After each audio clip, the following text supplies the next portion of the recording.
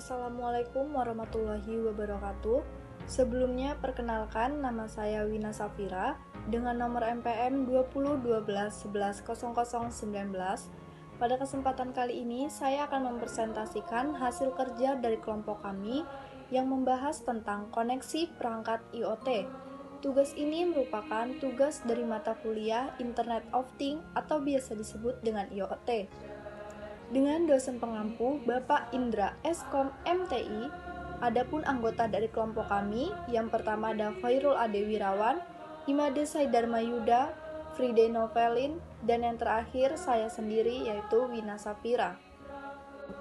Internet of Things adalah sebuah konsep yang mengacu pada penggunaan perangkat dan sistem cerdas yang terhubung untuk memanfaatkan data yang dikumpulkan oleh sensor atau aktuator dalam mesin atau objek fisik lainnya. Contoh dari koneksi perangkat IoT yang pertama yaitu adalah Bluetooth. Bluetooth merupakan teknologi komunikasi wireless atau nirkabel yang beroperasi pada frekuensi antara 2402 hingga 2480 GHz dengan menggunakan sebuah frekuensi hopping transceiver yang dapat menyediakan layanan komunikasi secara real-time antara host-host Bluetooth pada jarak tertentu.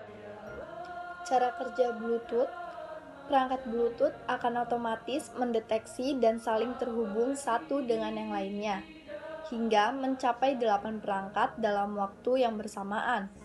Kedelapan perangkat ini saling berinteraksi menggunakan saluran yang berbeda-beda, sehingga tidak akan terjadi gangguan satu dengan yang lainnya. Ketika dua perangkat ingin terhubung, mereka akan memilih saluran secara acak dan menggantinya dengan saluran yang lain secara terus-menerus. Teknik ini disebut dengan spectrum frequency hopping untuk menghindari gangguan dari peralatan listrik lainnya. Dua perangkat yang saling terhubung akan mengubah frekuensi mereka hingga ribuan kali setiap detiknya. Komunikasi antara perangkat Bluetooth akan menghasilkan jaringan yang diberi nama Piconet. Perangkat-perangkat di sini dapat bergabung atau keluar dari jaringan kapan saja. Dalam jaringan ini akan ada satu perangkat yang berperan sebagai master atau pengontrol keseluruhan jaringan, sementara yang lain disebut dengan slavers. Fungsi Bluetooth di era sekarang. Yang pertama, melakukan print tanpa kabel, transfer file antara kamera dengan komputer smartphone, mendengarkan earphone, menghubungkan ke proyektor, mouse dan keyboard nirkabel, berbagai koneksi internet. Kemudian ada beberapa contoh untuk Bluetooth di era sekarang. Yang pertama, USB, earphone, dan speaker. Kelebihan Bluetooth. Yang pertama, meskipun cara jangkauan cukup kecil, sinyal Bluetooth tidak terpengaruh oleh penghalang yang ada di sekitarnya. Ini merupakan salah satu kelebihan Bluetooth dibandingkan dengan jaringan Wi-Fi. Bluetooth merupakan jaringan komunikasi yang cukup praktis karena mudah dilakukan tanpa mengeluarkan nirkabel penghubung. Bluetooth dapat melakukan sinkronisasi dapat dari PC ke smartphone atau sebaliknya. Bluetooth juga dapat menghubungkan berbagai jenis lainnya seperti earphone, printer, dan juga controller pada video game. Bluetooth juga dapat dijadikan sebagai alat alternatif untuk terhubung ke internet jika tidak ada jaringan Wi-Fi yang biasa digunakan.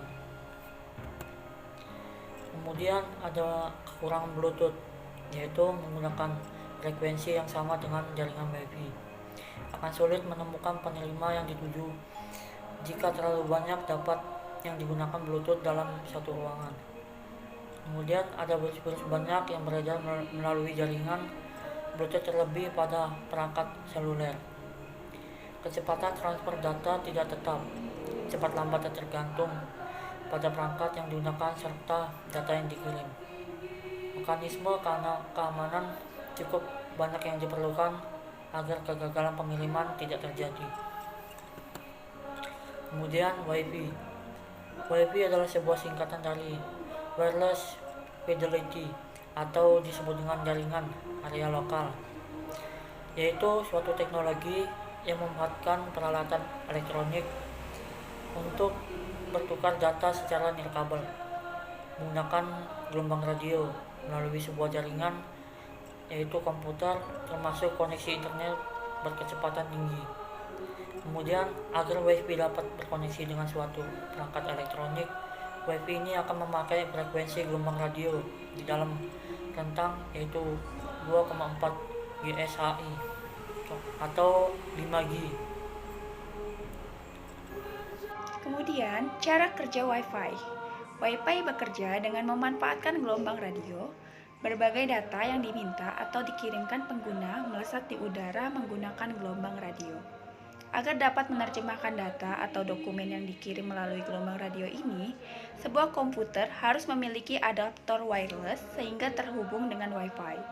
Gelombang radio yang berupa sinyal ini kemudian dikirim menuju router yang berfungsi sebagai decoder atau penerjemah kode.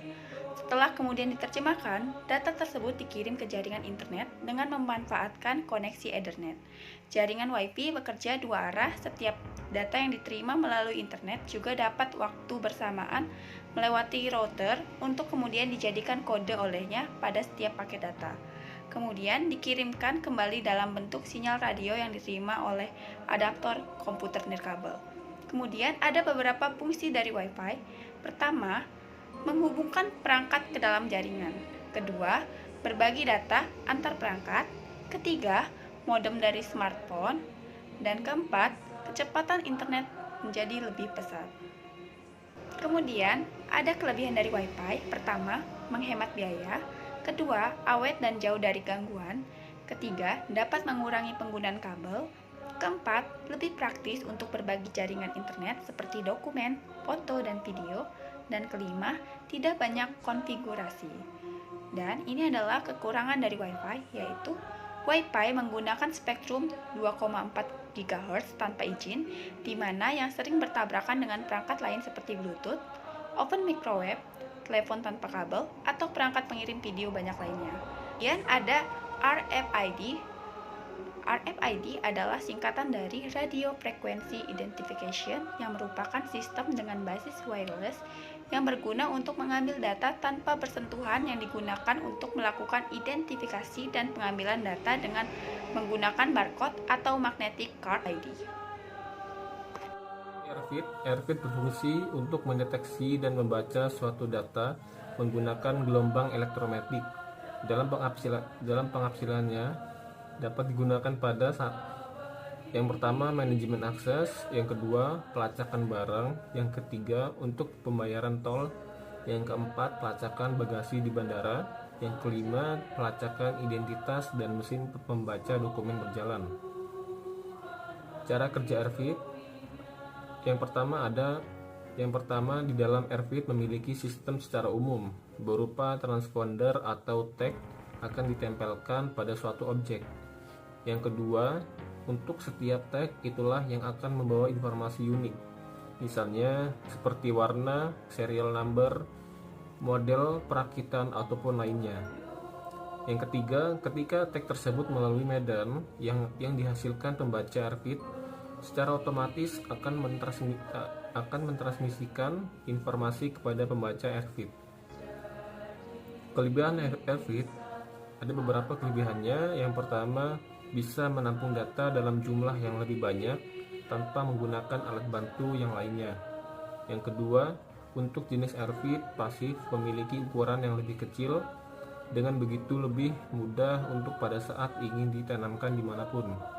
Yang ketiga, dilengkapi dengan bentuk fleksibel, ditambah lagi dengan desainnya yang sangat menarik. Yang keempat, sehingga para pengguna juga lebih mudah saat menggunakannya. Yang keenam, proses pembuatannya menggunakan tinta khusus. Yang ketujuh, proses pembacaan informasi bisa dilakukan dengan mudah. Hal ini disebabkan dari bidang maupun bentuk yang tidak dipengaruhi oleh pembaca. Misalnya adanya barcode magnetik untuk ataupun yang lainnya. Yang kedelapan, untuk jarak pembacaan fleksibel tergantung antena maupun dari jenis chip AirFit yang akan digunakan. Misalnya seperti perhitungan stok dalam ban berjalan atau payment jalan tol dan juga akses gate. Yang terakhir, pembaca data bisa berjalan lebih cepat. Kekurangan AirFit yang pertama apabila terdapat satu chip AirFit pada satu alat pembaca bersamaan, maka hal ini bisa menimbulkan kekacauan informasi karena hal ini menimbulkan tabrakan informasi dari pembaca yang menerimanya. Yang kedua, sementara itu, kendala seperti ini bisa diselesaikan pada kemampuan kecepatan dari penerimaan data. Dengan begitu, untuk chip AirFit yang telah masuk belakangan dengan dianggap data berikutnya. Yang ketiga, apabila terjadi dua frekuensi pada pembaca di dalam satu area, maka bisa memberikan informasi yang salah pada pengolah data atau pada komputer. Dengan begitu, maka untuk tingkat akurasinya juga semakin berkurang. Untuk permasalahan seperti ini bisa dipecahkan melalui pengimplementasian dari alat-alat tabrakan frekuensi maupun menata peletakan dari area pembaca supaya menghindari tabrakan. Yang keempat, apabila frekuensi lain dipancarkan pada peralatan lain, maka akan menimbulkan gangguan. Terlebih lagi saat frekuensi tersebut bukan diperuntukkan AirFit. Untuk hal ini nantinya akan mengganggu merespon pada frekuensi WiFi, radio, pemancar, handphone, atau lainnya. Dan yang terakhir, seseorang akan kehilangan sedikit privasinya. Secara otomatis, hal ini disebabkan siapapun bisa membaca informasi dari seseorang pada jarak jauh. Asalkan orang tersebut mempunyai alat pembaca, misalnya saja seseorang bisa membaca dari jumlah uang yang Anda miliki di dalam dompet. Nah, itulah dia materi yang kami sampaikan. Mohon maaf apabila banyak kesalahan. Semoga apa yang telah kami sampaikan bermanfaat. Saya ucapkan wassalamualaikum warahmatullahi wabarakatuh.